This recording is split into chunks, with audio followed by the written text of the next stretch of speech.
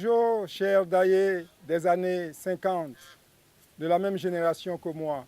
Bonjour, cher Daye des années 80, de la génération des jeunes à qui nous allons laisser l'âge d'or de l'Afrique.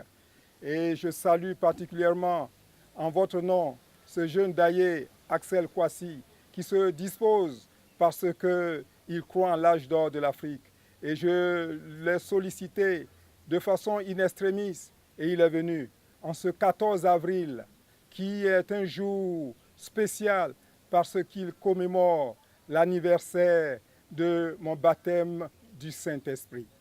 Et c'est dans ce sens que je viens aujourd'hui et en même temps aussi me souvenir de mon parrain, dont le petit frère fête également l'anniversaire de ses 55 ans de prêtrise. Pour dire chacun à sa place, nous sommes engagés pour l'âge d'or de l'Afrique. Et vous me voyez dans un parament blanc, parce que vous vous êtes habitués à moi dans un parament mauve. Nous étions au temps du carême. Maintenant, nous sommes à l'octave de Pâques, et cela cadre avec le démarrage de notre mission. Oui, maintenant, à partir de cet instant précis, le compte à rebours a commencé. Du 14 avril 2018 au 14 avril 2019, nous allons entrer en ligne de compte par rapport à l'aspect pratique et opérationnel de l'âge d'or de l'Afrique. C'est dans ce sens qu'aujourd'hui, nous allons vous exposer 3 rubriques qui vont constituer les rubriques phares de la démarche. On pourrait se demander pourquoi est-ce que le prophète est si disposé, est si engagé, parce que chacun à sa place. Nous avons été pour donner le message de l'âge d'or de l'Afrique. Nous allons donner ce que nous avons reçu. Il reviendra à vous, Daye, décideurs africains éclairés, là où vous êtes, et comme vous percevez le message, de vous engager ou pas. À vous, Daye, des années 80, jeunes, de vous engager ou pas. Mais ce qui est sûr, c'est qu'après un an, quand le prophète sera parti, on saura qu'il a réalisé sa mission en donnant ce qu'il a reçu. Ainsi, nous allons avoir 3 rubriques. La première rubrique s'intitule VR, Vérité révélée. La deuxième rubrique s'intitule Co-choc, Communication par le choc des consciences. La troisième rubrique s'intitule Fiat. Ce sera le forum des idées africaines en avance sur le temps. Pour chacune de ces rubriques, à chaque intervention, nous allons proposer une thématique pour que nous puissions réaliser pleinement la mission qui nous a été donnée d'annoncer que l'âge d'or de l'Afrique, c'est aujourd'hui, c'est maintenant. Oui, il est bien que nous puissions juste faire une précision.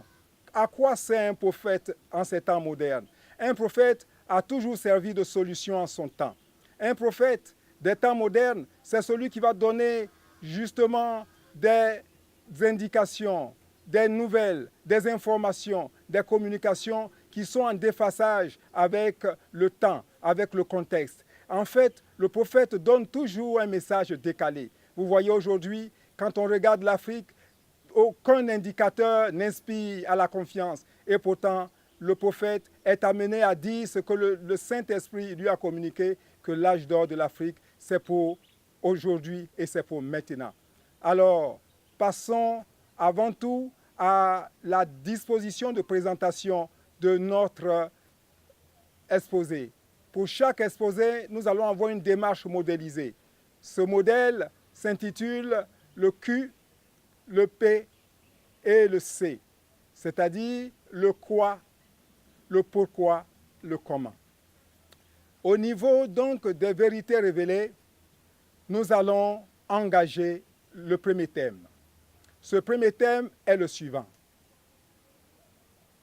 Débat faux sur le baptême des eaux. Baptême de l'eau, débat faux.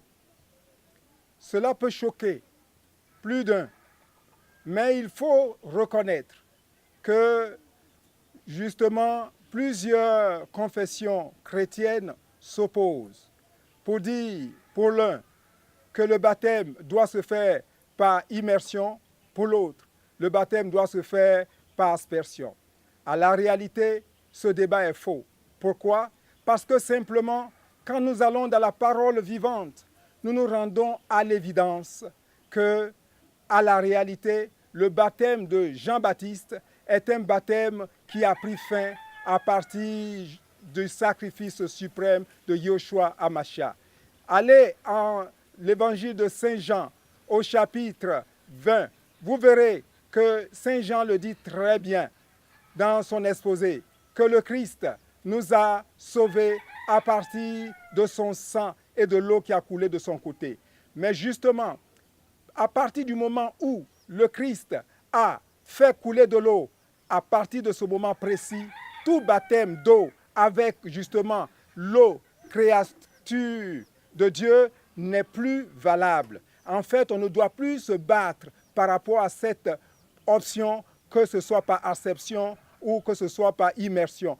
Parce que réellement, pour tout homme, toute femme née à l'image de Dieu, le sang et l'eau qui a coulé du côté de Jésus a été le baptême suprême de cette eau-là qu'aucune eau ne peut valoir. Le sang, donc, est le signe du sacrifice qui conçoit le fait que Adam a désobéi, le nouvel Adam, Yeshua HaMashiach, a obéi en versant son sang. Et l'eau qui a coulé, c'est cette eau-là qui, en dehors du fait que nous ayons été, justement, nous tous, nous ayons été sauvés, le sang, l'eau nous a lavés et nous a fait ce baptême-là pour tous. Comment ne pas engager une telle approche quand aujourd'hui, dans certains milieux, dans certaines grandes, je dirais, assemblées, on est en train de se demander qu'est-ce qu'on doit penser des enfants morts-nés, ceux qui n'ont pas eu le baptême et qui sont morts pas de leur faute. Aujourd'hui, il y a débat. Alors que si nous sommes d'accord sur le principe que l'eau qui a coulé du côté de Jésus est le grand baptême par lequel nous avons tous été baptisés, le débat est clos. Je voudrais que les daïs d'aujourd'hui et les daïs de demain puissent s'informer, puissent engager une démarche par rapport au Saint-Esprit pour que les révélations puissent leur être données. Car c'est le Saint-Esprit qui permet de faire la révélation que je vous propose. Alors, pour que cela soit plus pertinent, nous allons sans transition passer au deuxième thème. Ce deuxième thème qui montre que toutes les guerres de religion sont l'indicateur que l'on n'a pas été sous l'onction du Saint-Esprit.